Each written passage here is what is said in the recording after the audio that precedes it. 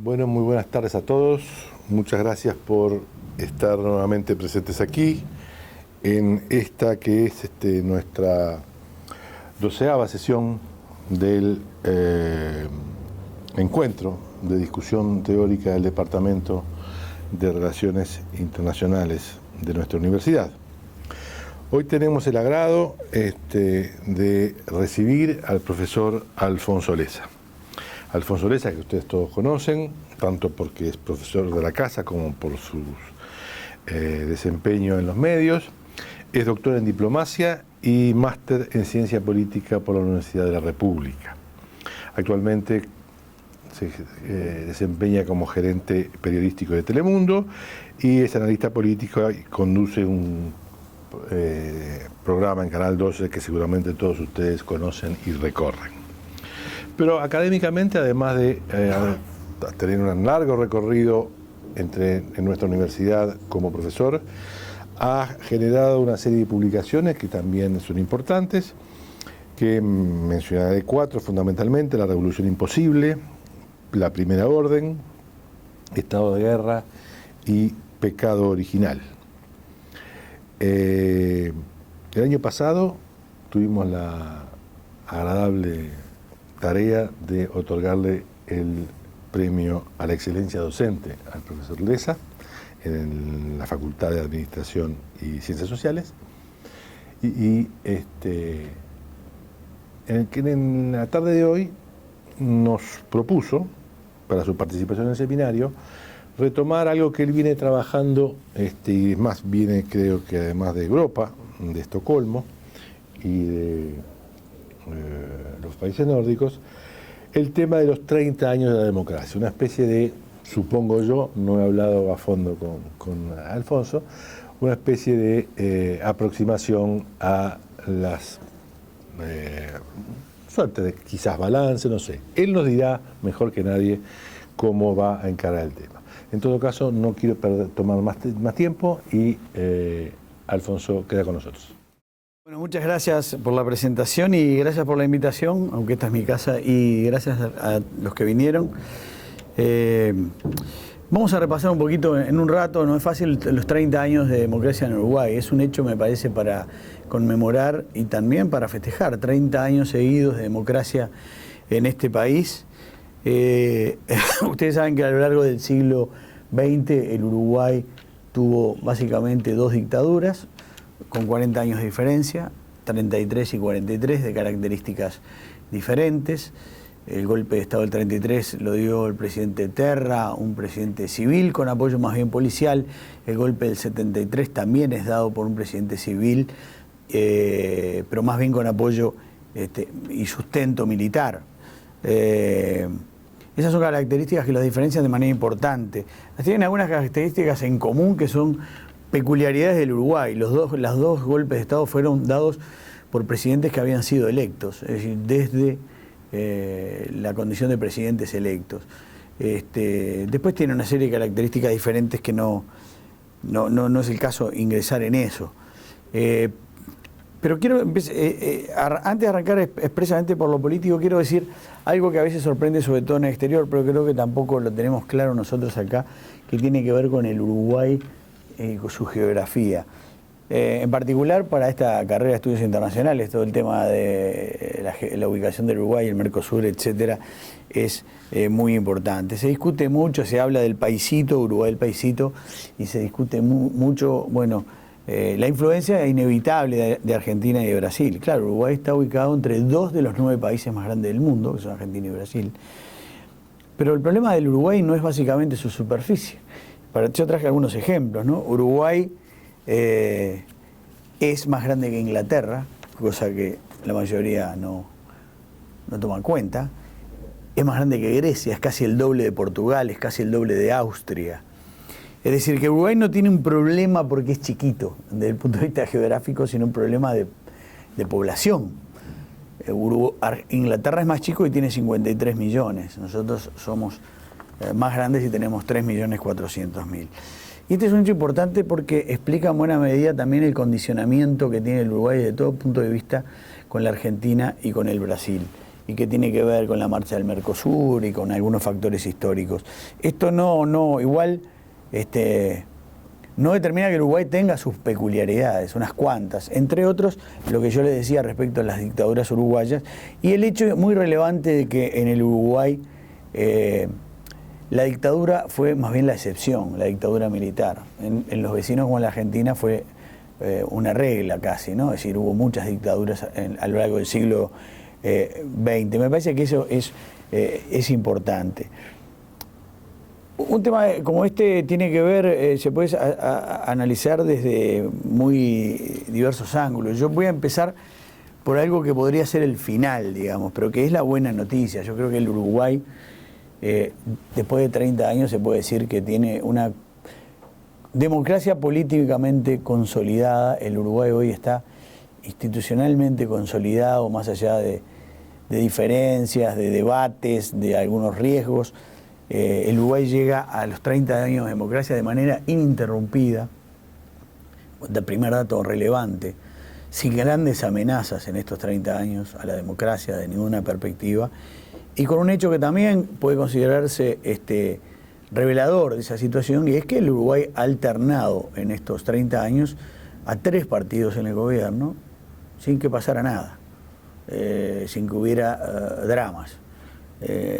Cuando uno repasa la historia reciente, y eso lo vemos con los alumnos, o no tan reciente, quizás fue mucho más traumática el pasaje del gobierno colorado al primer gobierno blanco del siglo XX, en el año 59, que hubo muchas mayores tensiones, que lo ha pasado en estos años, cuando por ejemplo el Frente Amplio ganó por primera vez. Es decir que, digamos, desde el punto de vista político institucional, yo diría que el Uruguay tiene una cosa muy importante, y es que no ha tenido grandes amenazas a la democracia.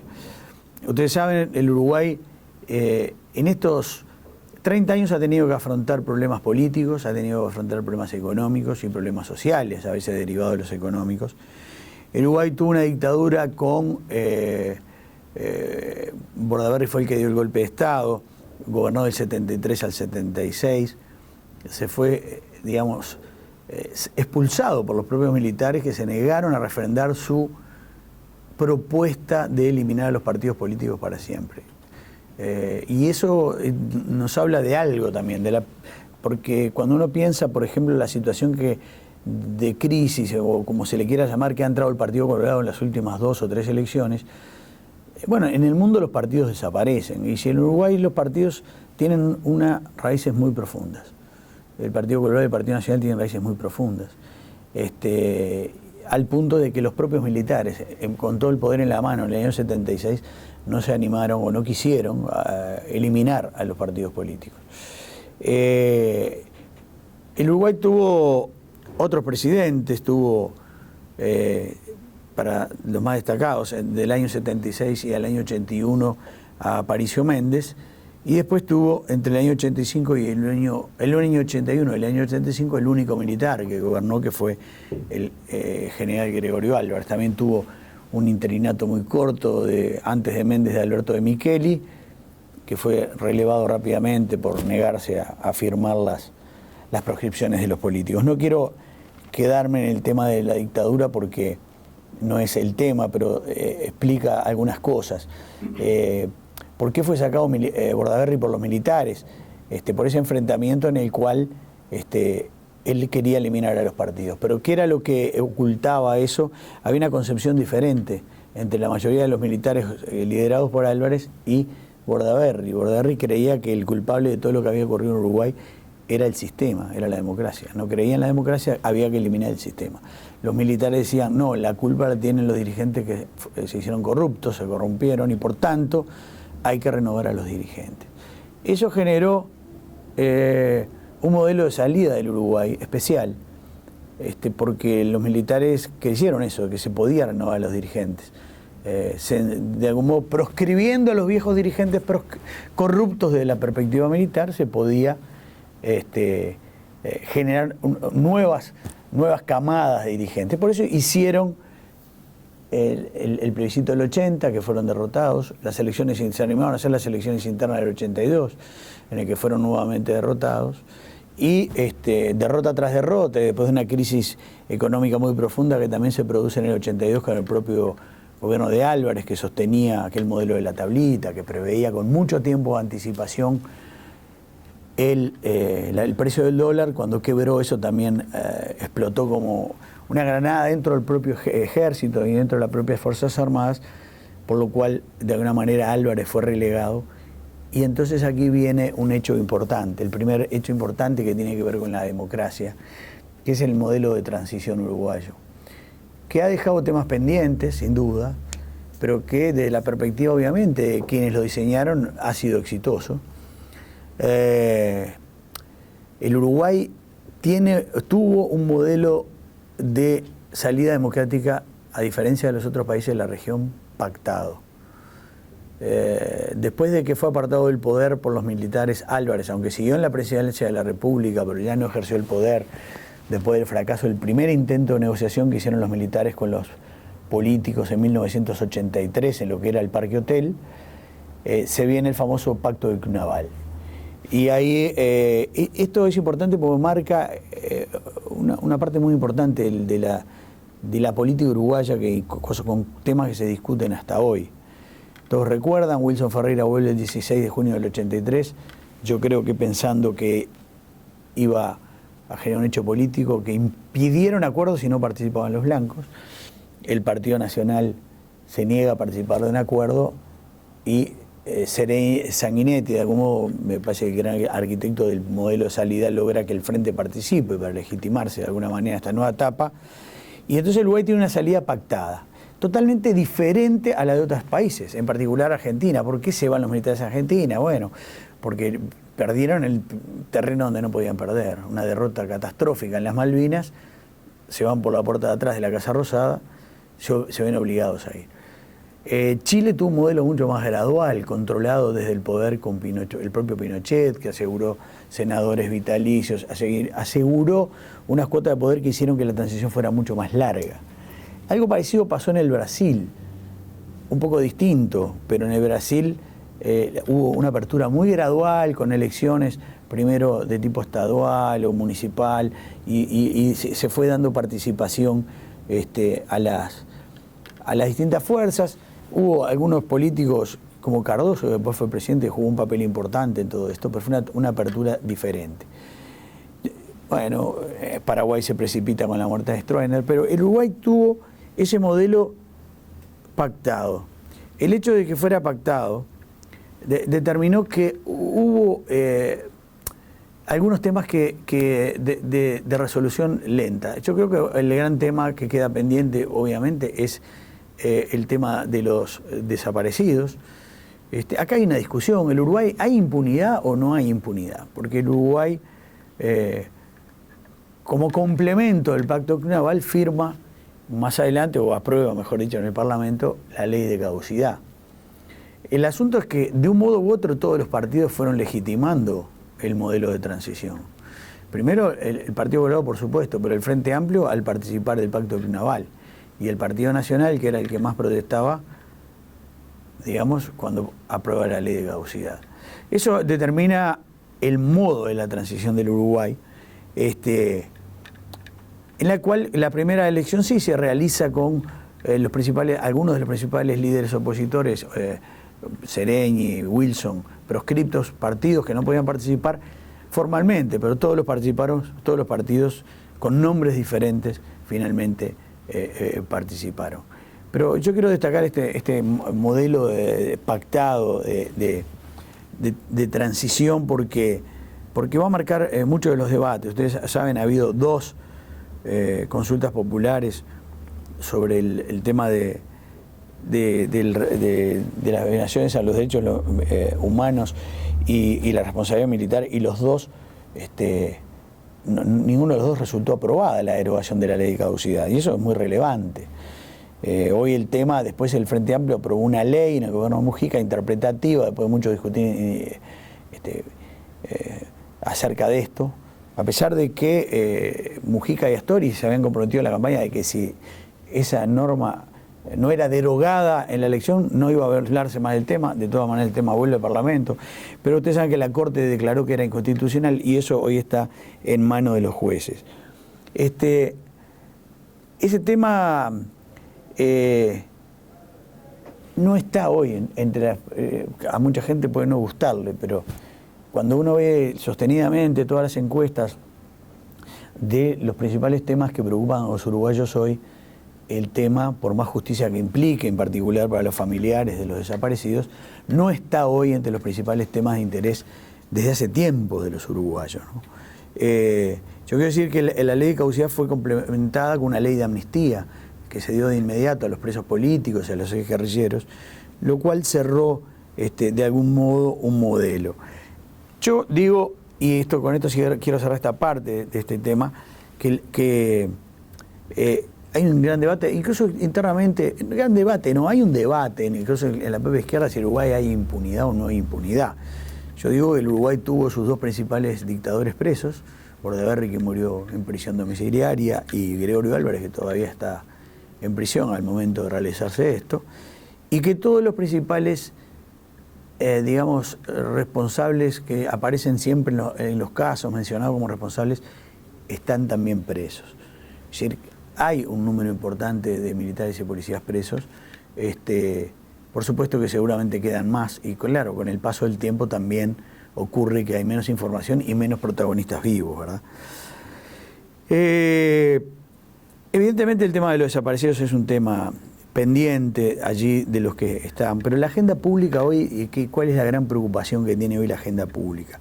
Bueno, de la gente, ¿no? La gran preocupación de la gente sigue siendo por lejos la seguridad pública. Seguido por el tema de la educación, empezó a aparecer allí con un poco más de énfasis que antes el tema de el empleo, el trabajo y la economía. La economía ha empezado a instalarse como un tema relevante.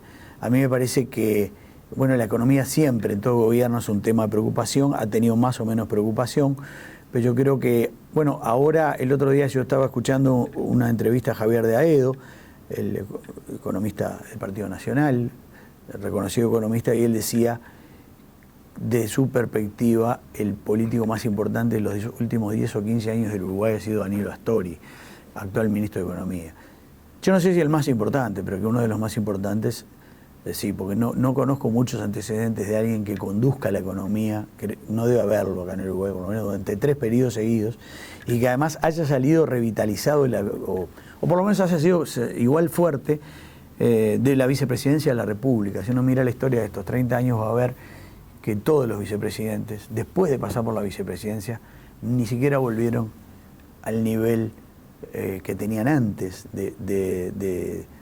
digamos, de influencia o de presencia en el escenario político.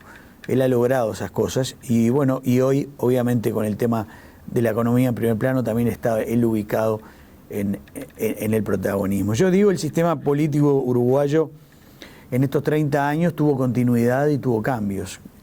Y pasamos del bipartidismo tradicional a por lo menos 3 partidos relevantes con presencia en el Parlamento. Una continuidad dada básicamente por la persistencia, yo decía, más allá de las crisis del Partido Colorado y obviamente el Partido Nacional Blanco, y un gran cambio, y es que yo tengo una gráfica acá, no la puedo mostrar, pero es realmente impactante la gráfica, el crecimiento constante, permanente, con alguna caída en la última elección muy leve del Frente Amplio. Es decir, el Frente Amplio desde el 71, pero en particular desde 1984, no dejó de crecer. Entonces, esto es importante, este es un cambio relevante. ¿Por qué ha pasado esto? ¿Por qué los partidos tradicionales, y en particular el Partido Colorado, ha dejado de ocupar el espacio que ocupaba el Partido Colorado y hoy tiene ese protagonismo Frente Amplio? Yo creo que hay varios motivos que tienen que ver con el comportamiento de los partidos tradicionales y con el comportamiento del Frente. Yo recuerdo una charla con 2 encuestadores importantes, politólogos, amigos a fines de los 80. Por ahí ellos decían, si los partidos tradicionales no hacen algo para captar el voto joven, la renovación del electorado por sí sola va a producir, más o menos en la fecha que produjo, un cambio en el gobierno, va a llegar el frente. Porque ellos hacían, la estadística esta no es exacta, pero la idea que recuerdo era que de cada 10 ciudadanos votantes que fallecían, 5 o 6 eran colorados, 2 o 3 blancos y un frentista. Y de los votantes nuevos era exactamente la inversa. Por tanto, en algún momento esas gráficas se iban a cruzar. Y ahí me parece que estuvo el error de los partidos tradicionales, no han tenido la capacidad de revertir eso. El Frente, por su lado, tuvo capacidad para captar el voto joven, ha ofrecido más alternativas y además tiene una fuerza ideológica con un abanico muy amplio. Y hoy se ve, me parece, en los debates, en el debate parlamentario, ofrece un abanico tan amplio ideológico que le está dejando poco espacio a la oposición. La oposición no encuentra el espacio para incidir, y esto más allá de que el Frente tenga mayoría parlamentaria propia en el Parlamento. Es decir, el Frente ha tenido mucha más capacidad para captar el voto joven, ha ofrecido más alternativas y yo creo que incluso ha ganado una batalla, o está ganando hasta el momento una batalla cultural. Digo, hasta ha logrado escribir una historia en la que esa historia ha logrado captar más el voto de la gente nueva y yo creo que los partidos tradicionales, y me refiero sobre todo al Partido Colorado, no han sabido aprovechar su propia historia. Hoy está todo el debate del vallismo, de dónde está el vallismo. Y cuando uno se pone a estudiar el vallismo y ver lo que significó y lo que hizo el vallismo en su época, yo digo, ¿cómo puede ser que el Partido Colorado no haya reivindicado de ese modo eso? O algunos hechos en materia de derechos humanos. ¿Quién recuerda que la nieta de Hellman se encontró en el gobierno de Valle, apenas asumió Valle? Es decir, no hay allí un relato y un triunfo cultural en sentido amplio del Frente Amplio. Yo digo que en estos 30 años además el Frente ha cambiado por completo su correlación de poder. El Frente Amplio era un partido distinto, era una coalición distinta. Cuando empezó en el 71 tenía básicamente 2 sectores grandes que eran el Partido Comunista y el Partido Demócrata Cristiano. Los demás eran partidos chicos. Eso ha cambiado por completo. En particular, y ahora me voy a referir a eso brevemente, esa composición está mucho más dividida. Hay otros partidos y el protagonismo, entre otros, del Movimiento de Participación Popular del expresidente Mujica y de Asamblea Uruguay. Yo creo que uno de los problemas que ha tenido el Partido Colorado, además, es que el Frente Amplio se instaló desde el comienzo como un partido urbano, como el partido de Montevideo, desplazando al Partido Colorado en eso. Es decir, el Partido Colorado de la Guerra Grande en adelante era el partido de la ciudad, el partido de Montevideo. Y esa era su gran núcleo, y también lo era en buena medida muchas veces Canelones. Y el Partido Colorado perdió ese bastión y no supo recuperarlo, y le hizo un gran daño. Porque el Partido Nacional, que tiene su núcleo más fuerte históricamente de interior, no ha perdido tanto. Cuando uno ve la gráfica de todos estos años, ve que en el medio de la gráfica hay una gran subida al Frente, una caída del Partido Colorado, y en el medio, más o menos exacto, con algunas subas y bajas, está el Partido Nacional. El Partido Nacional ha sido más el partido del interior, donde justamente más le ha costado al Frente integrarse, aunque ha logrado romper también con el interior y ha logrado, con las barreras que tenía el interior, ha logrado que sea interior. Pero el Partido Colorado ha perdido en su gran feudo y no lo ha podido recuperar. De todas maneras, el Frente ha logrado cambios en ese sentido. Yo les cuento, por ejemplo, en el año 84, el Frente Amplio tenía el 74% de sus votos en Montevideo y el 26% de sus votos en el interior. En el 2014 tuvo el 44% de los votos en Montevideo, tenía el 74%, y el 56% de los votos en el interior, tenía 26%. Y votó más en el interior, internamente estamos hablando, que en Montevideo. Es notorio la dificultad de los partidos tradicionales para captar el voto joven. Esto se ha revertido un poco en las últimas 2 elecciones, sobre todo el Partido Colorado. Y el Partido Colorado en particular ha tenido notorias dificultades para la renovación de los liderazgos. Y acá uno podría remitirse a la historia y decir, Luis Valleverres, y me voy muy atrás, pero se preocupó de preparar en el Diario de Acción y en su propio accionar político una generación de políticos. Desde Julio María Sanguinetti a Valle, Flores Mora, Selmar Michelini, Eduardo Paz Aguirre, Selmar Michelini también. Y eso no pasó con los grandes líderes que ha tenido el Partido Colorado en este tiempo. Y yo creo que hay otro problema importante. Bueno, yo creo que uno ya lo mencioné de algún modo, es que relegó desde mi punto de vista, y en las últimas 2 elecciones mucho más notoriamente, el perfil vallista. Allí me parece que hay uno de los problemas. También creo que fue el que más pagó el costo de la transición, de alguna manera, ¿no? Y eso también es un tema, ¿no? Me parece que el Partido Colorado, que fue obviamente el gran impulsor de la transición.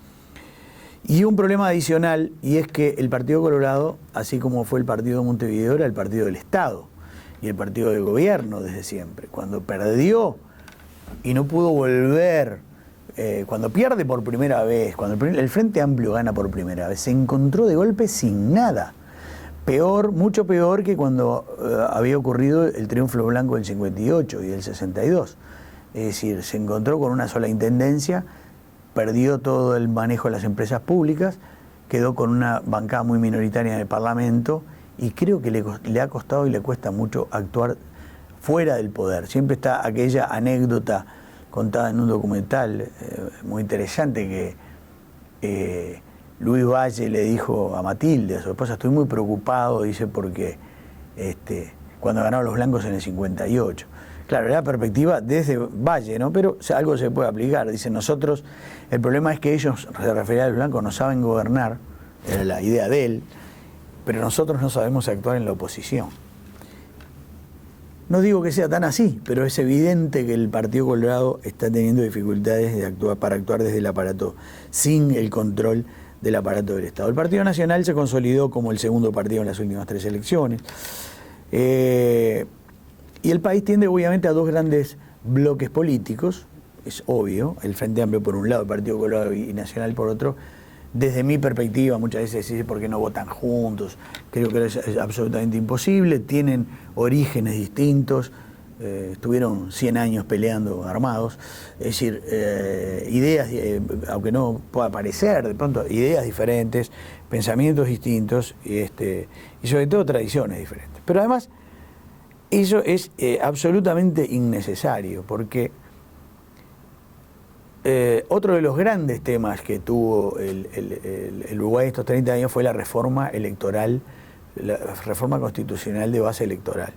Es decir, haber pasado del sistema del doble voto simultáneo al sistema actual, entre otras cosas, hace innecesario votar juntos, porque en la segunda ronda, si no hay un triunfo en primera ronda, los 2 partidos que voten menos, en este caso el Partido Nacional y el Partido Colorado, generalmente votan juntos. Es decir, o sea, hay una razón histórica y una razón de lógica política. Me parece que no es impensable que los 2 partidos vayan con un candidato a presidencial. Capaz que me equivoco y en algún momento pasa, no me parece.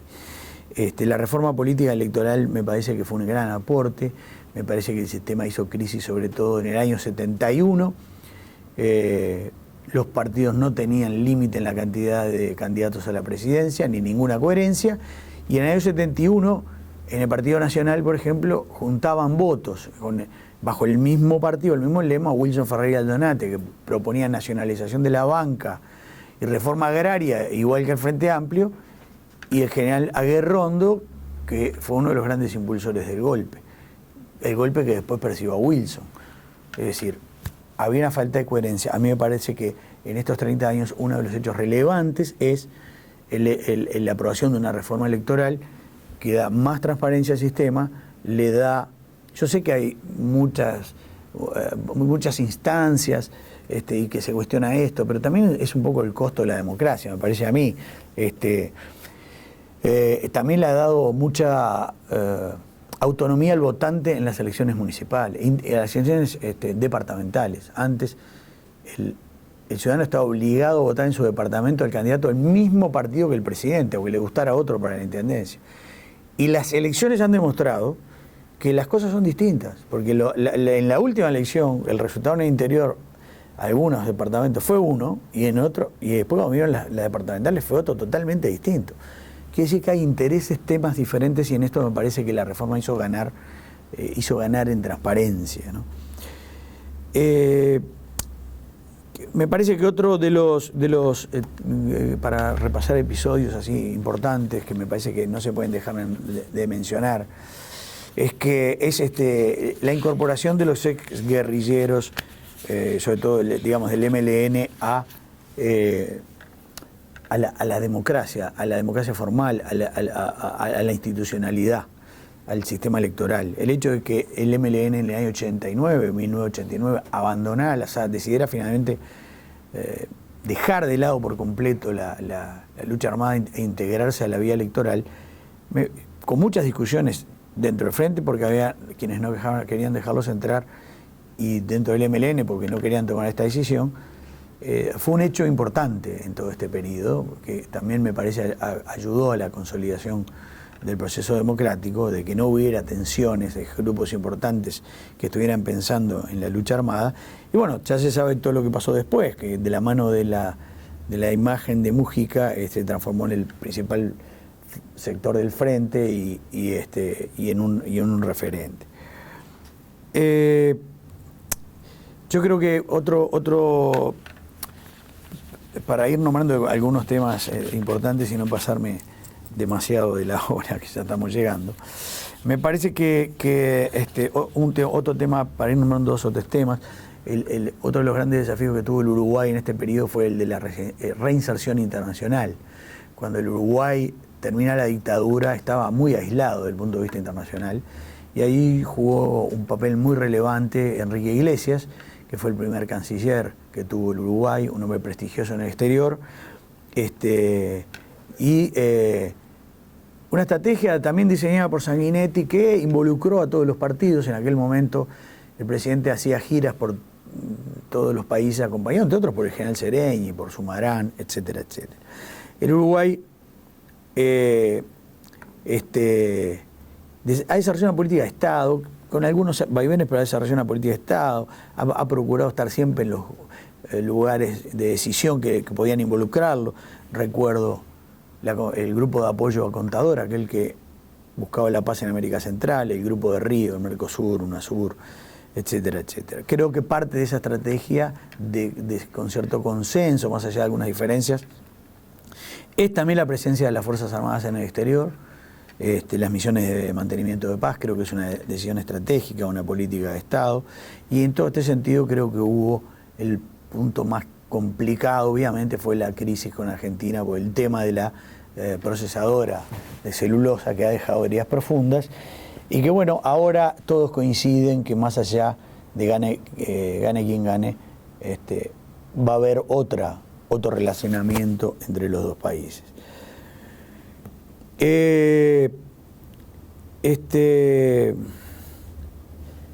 Después, quiero mencionar por lo menos dos hechos más. Bueno, yo creo que uno está vinculado con esto de la reinserción internacional, que fue política, pero también fue económica. Creo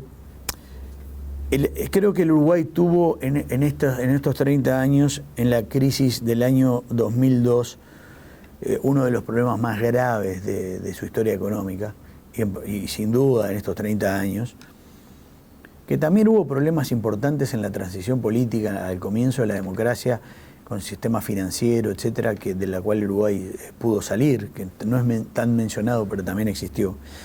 Pero la crisis del año 2002, todos sabemos, dejó graves problemas sociales, un aumento de la pobreza, una quiebra de empresas, emigración.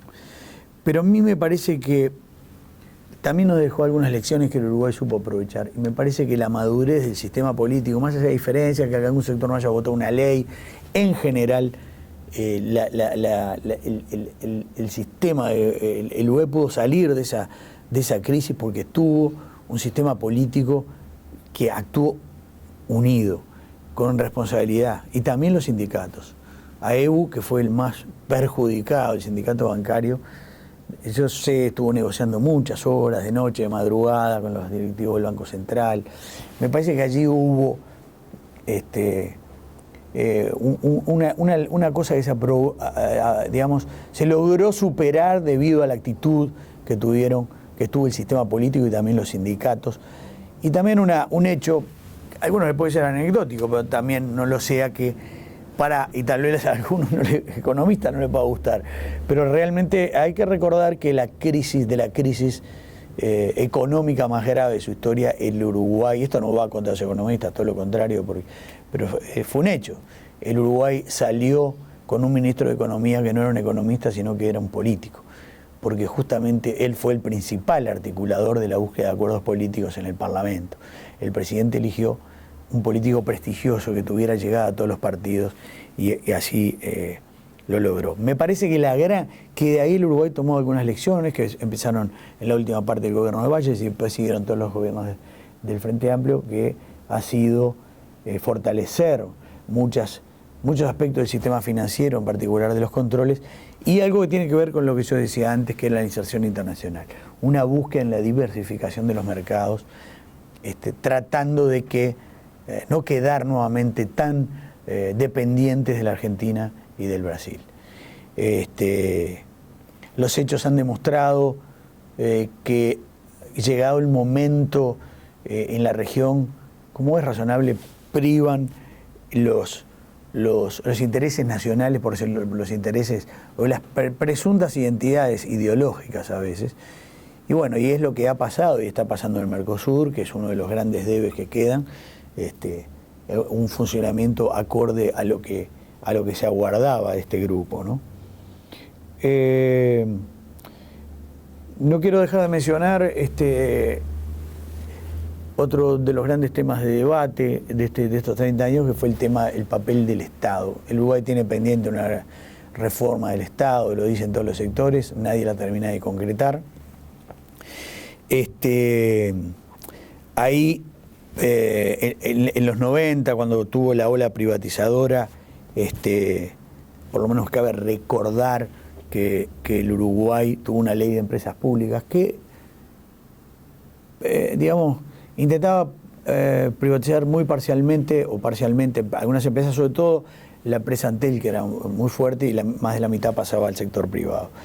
Pero no podemos dejar de mencionar que esa ley que fue anulada en una consulta popular, y que la anulación contó ahí con una alianza de hecho, no explícita, pero que los que votaron en contra fueron el Frente Amplio y el sector de Sanguinetti.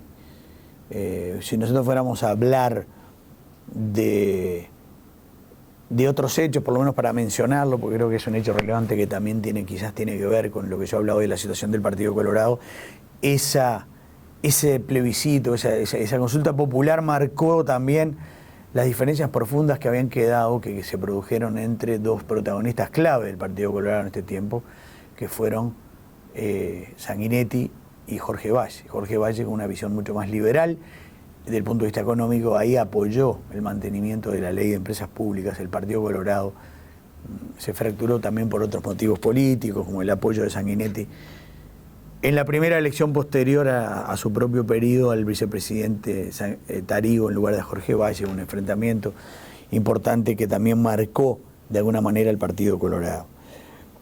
Pero lo cierto es que el Uruguay, después de esas medidas, de esa lección que aprendió de la crisis, logró recuperar la confianza internacional, el grado inversor, las inversiones, etc. Las malas noticias de hoy es que los principales mercados uruguayos están en crisis o están en situación complicada. Brasil, China, Estados Unidos, Venezuela, Alemania. Brasil el año pasado tuvo una disminución del 4,6% del comercio, Venezuela del 8,2%, Argentina del 15,7%. Es decir, que el Uruguay, más allá de los problemas propios y de todos los déficits, el déficit fiscal y todos los problemas que se puedan ver hoy, tiene un problema importante en el entorno internacional. El Uruguay ha tenido algunos logros importantes en materia social, ha bajado la pobreza de manera importante, ha bajado la indigencia de manera muy importante, ha mantenido un crecimiento constante del PBI en los últimos 12 años, tiene un Producto Bruto por habitante de más de $16.000.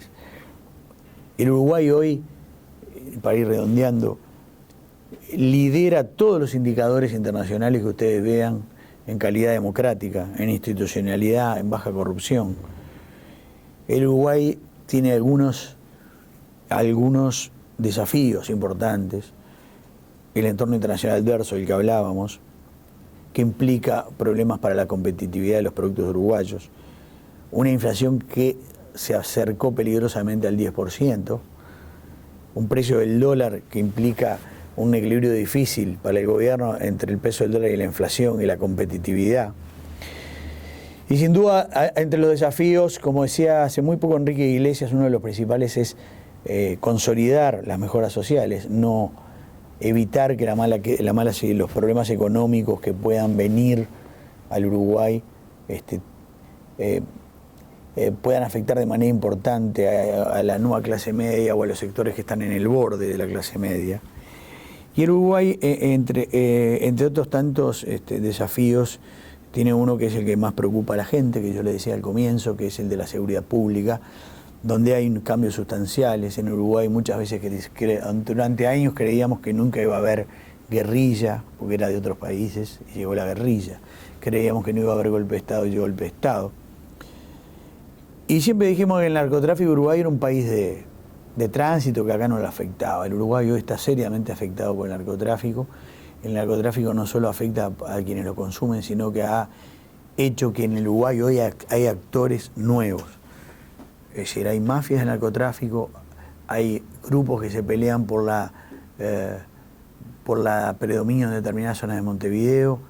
Esto ha traído actores nuevos como el Sicario, que en Uruguay no era conocido, y todas las semanas, todos los días hay, ayer hubo 3 asesinatos en Montevideo, todas las semanas hay un número muy grande de víctimas, y una de las peores cosas es que creció la violencia en el delito, no solo el delito, la violencia, el tipo de delito, y eso es un desafío enorme para el Uruguay.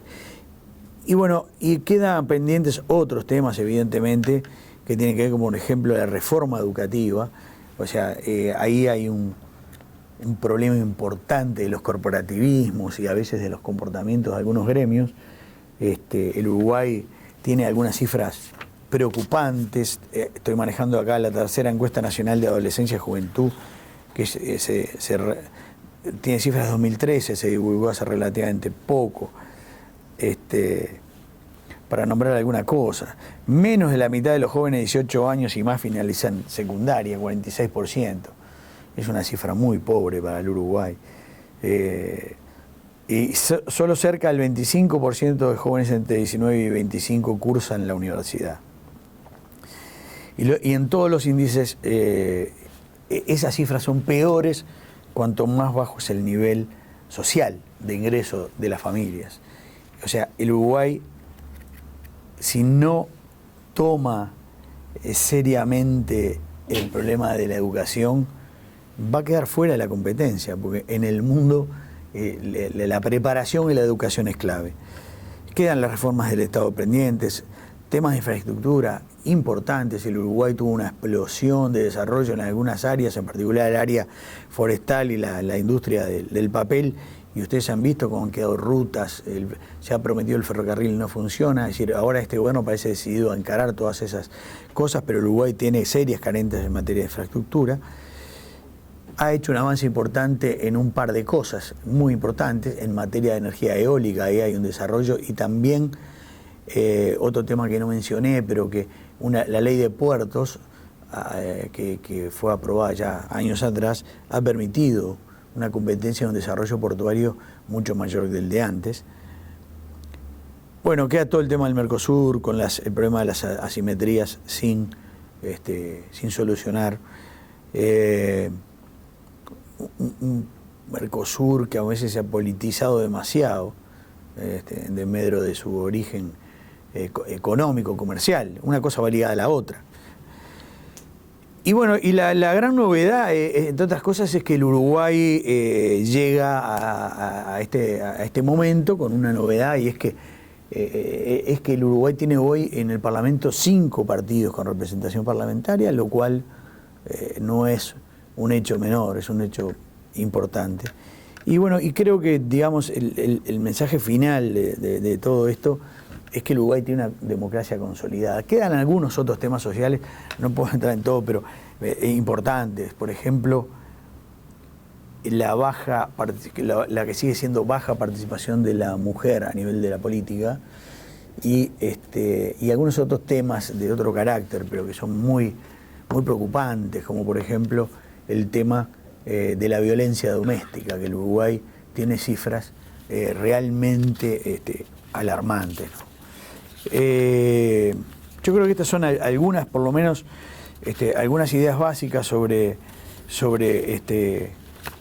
lo que han sido estos 30 años, con un mensaje final de que es lo que yo decía al principio. Me parece que el Uruguay llega hasta 3 décadas con una democracia consolidada, con una institucionalidad consolidada, donde siempre hay tentaciones de gente que preferiría tener un poder judicial que fuera, digamos, más funcional al poder político, etcétera, pero que en general se han respetado y se respetan las separaciones de poder, las funciones de cada uno de esos poderes, y bueno, por tanto, una institucionalidad que luego de 30 años está sana y parece estar acorde a lo que nos espera en el futuro. Gracias a todos.